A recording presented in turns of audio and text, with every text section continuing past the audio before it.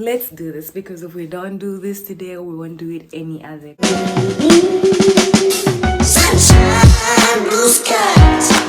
If you hear any background noises, people talking, any funny thing, I live in a house where there are people, so that's disclaimer number one. So don't mind the noise. Number two, I have a cold. So if my voice sounds funny, it's because I have a cold. Okay. Hi. Welcome.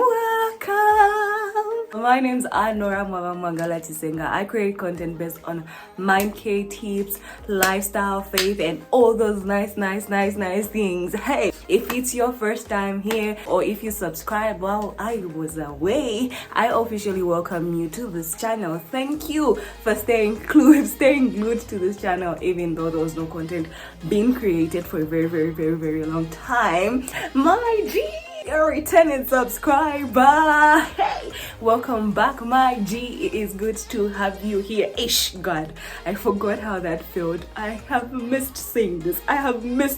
To you. But anyways, you know the drill. Leave me a comment down in the comment section below so that I can notice you and share my love with you, because I love to share my love with people. That's what we are all about. If you are viewing this right now and you're not subscribed to this channel, why are you here? Why are you here viewing stuff here and you're not subscribed? Why? Just please do the sister a favor and just press that subscribe button, and don't forget to like and share this video with somebody. Yes, don't forget to share the link to this channel with somebody, because we're on a journey of growth so that we can grow together.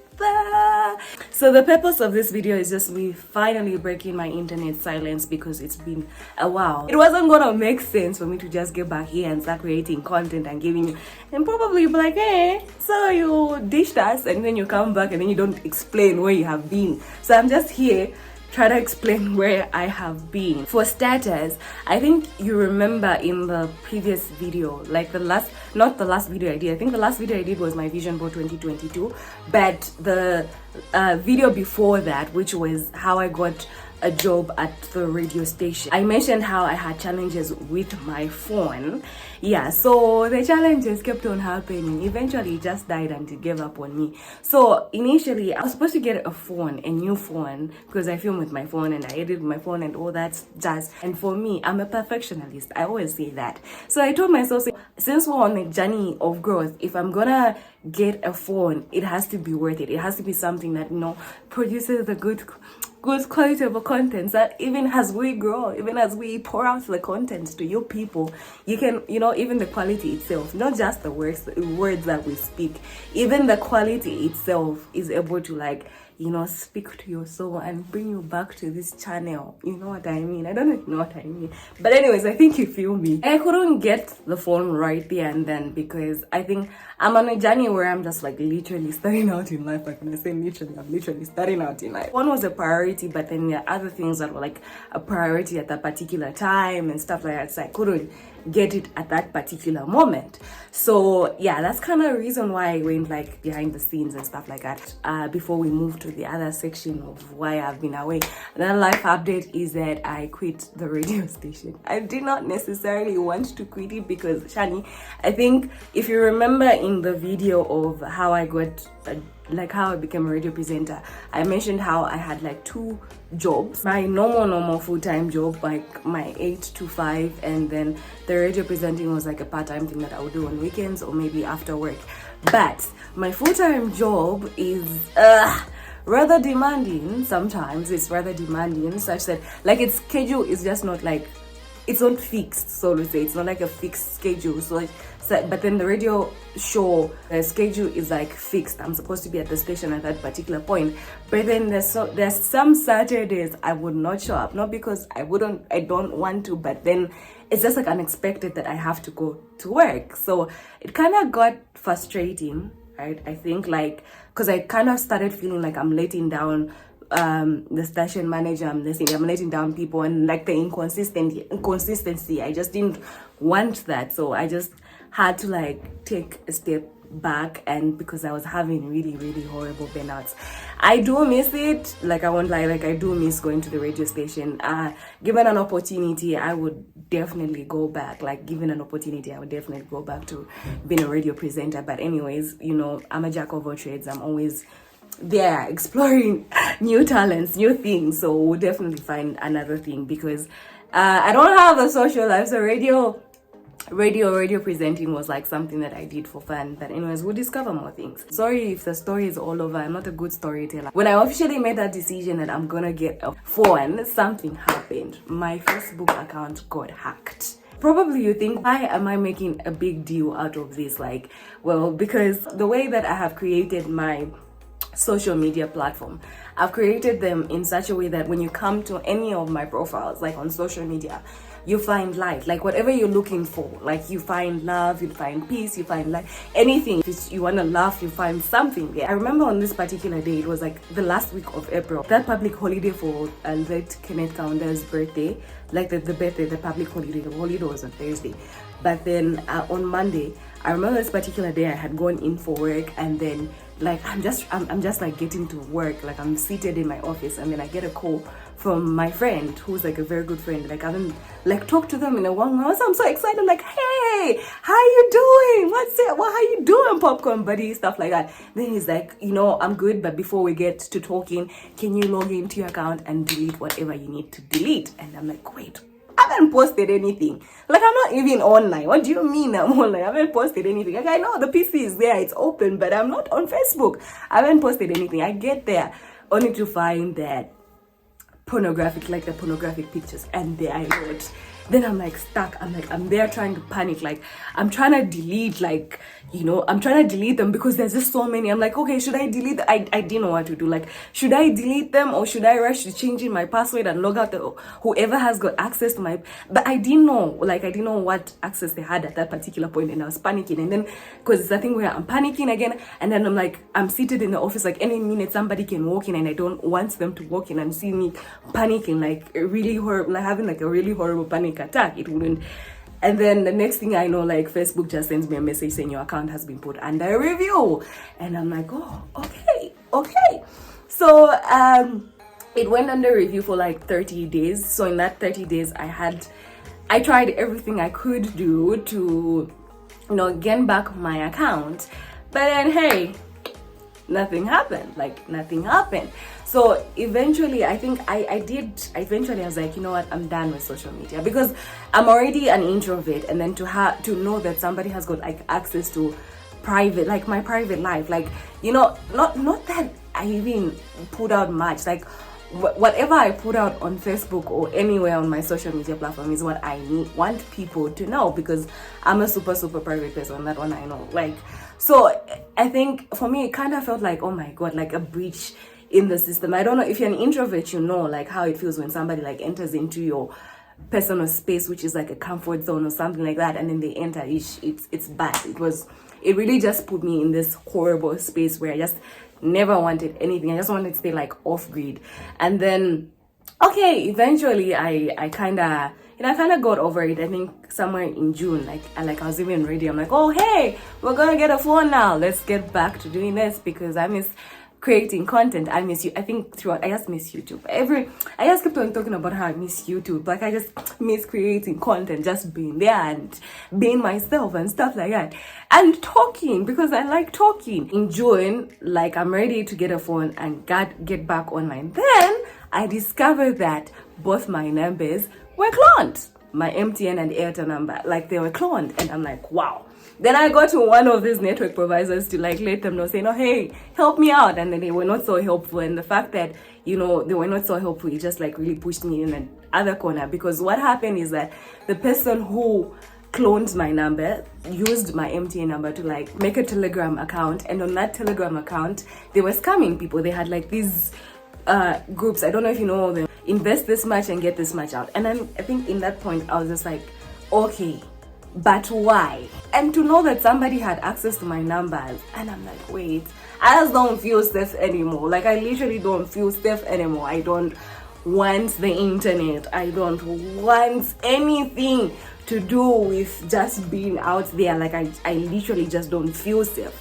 And I think it kind of pushed me in a very, very, very horrible corner. When I say very, very horrible corner, I like literally cut so many people out. Like I cut most of my friends out. Like my inner circle went from like 100, I'm exaggerating, it's not even 100. I can literally have like a small inner circle. There may be 10 to 2 somewhere. Like I was only talking to a few people. It was really, really unhealthy. That one I won't lie. But then the people I was talking to, you know, they kind of understood the place that I was in, and I just love that they were patient with me. They were there for me. They were sharing their life. My biggest win was my family back home. In as much as they didn't know what was really going on internally, I never explained to them. In around the happy, positive vibes, it kind of kept me going. You know, we were created for relationships, but then the fact that, you know, it had me in a bad place, I was just cutting out people. Like I was literally cutting, I was just putting out walls everywhere, like everywhere. I just didn't want any sort of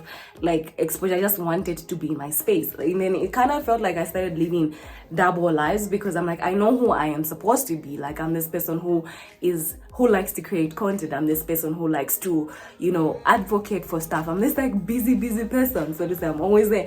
But then this has me not being me. I can even feel like this is not me. To exaggerate a bit, like, you know how, okay, I don't think the guys will get this one, but anyways, it's like it kind of felt like I'm a pregnant woman in labor, like, you know, like they have a baby in them and they're feeling their labor pains or something like that. I've never been pregnant, I've never given birth, but then I'm told that the labor thing feels like cramps, so I feel horrible cramps sometimes. So I think I have an idea, but anyways, it kind of felt that particular way, like, yo, I have something that I literally have to push out. Like it's there, but then the pain is there. Like it's like, how can I put it? Like I choose to stick in the pain. There was a particular time my friend called me and I explained to them, saying, oh, this is what's happening, and he told me, saying, it's not healthy. Like, Nora, this is not healthy. Like, it's not healthy. Like, you need to go and change your numbers, do whatever, be in control. Like, I knew that I could be in control, but my fear put me in a position where I was no longer in control. And that's what fear does. Like, it gets the most of you. Like, it puts you in a space where you're even unable to reach out for the things that are meant for you. It makes it look like the things that are actually meant for you are bad things, like they are not good things, that they are to harm you and stuff like that, the things that are supposed to work in your favor. That's what fear did, and I literally let fear when I say I let it get the most of it, did, like it really did get the most of me. Like this whole season also kind of taught me how to be open about my emotions. Basically, the reason why I made this video, it's for strong people, because I'm a strong being. I don't like, I really talk about my emotions. What do you mean? Like you're a mental health advocate, you're supposed to have your mental health in check. Well, if I told you that my mental health is always on point, like I always have things under control, I'd be lying to you. It's not always in check. But the thing is that I'm here actually to talk to you, strong person, because I'm a strong person. I know myself. I'm a culprit, guys. I always run. I'm deep talking about stuff. No, I don't. I think I had to learn it the hard way in order for me to heal. In order for me to like get past the point, I need to have naked conversations with people. I am a person who would just pray about something and not talk about it. I believe once I've prayed about it, then I forgot about I've healed. I've moved past the verse in James 5:15-16, which talks about if any of you is sick, you need to talk to your elders and you talk to them, and so that they may pray and you may be healed. So there's that condition about you talking to them, like talking to people, so that you can be healed. You can pray about it, but then as long as you've not talked about it, like you've not really like received the full healing that you're supposed to receive. Sermon that perhaps a church shared about how when Peter and John had gone to pray, and then when they met that lame man by the gate, like the whole silver and God have gone on. I think you know that story. I'm not gonna explain it pretty because I'm really trying not to make this video too long, because it's already long, guys. I talk too much. And when Peter and John healed that man, they kind of had a case with the elders and the other people. When they went back to their people, they had to give the whole narration of what actually had happened. Then when they were done, that's when they prayed and they received the healing that they were supposed to receive. Had to learn how to have naked conversations. Like I would literally call any of my confident friends and just say, you know what, I'm not great. Because mostly I would feel like, okay, I'm just being a bag, and you know, people are used to me being strong, and people usually used to me coming to me, so I literally can't show my weakness to other people because they're like, hey, I thought you were supposed to be strong. No, you're not supposed to be strong all the time. I would say you're human, you're created with emotions, and every emotion is supposed to be expressed, every emotion is supposed to be felt. If you're not expressing it, then it's totally something wrong. It's important that you always have people that you talk to, okay? But anyways, this is what I had for you, so I am just here to officially announce to you people that we are back. We're back to creating content. I think you can even feel from the energy that we've come back with a bang, and we're not playing. So you better start sharing the link to this channel. I think that's the biggest problem that I have with people on this channel.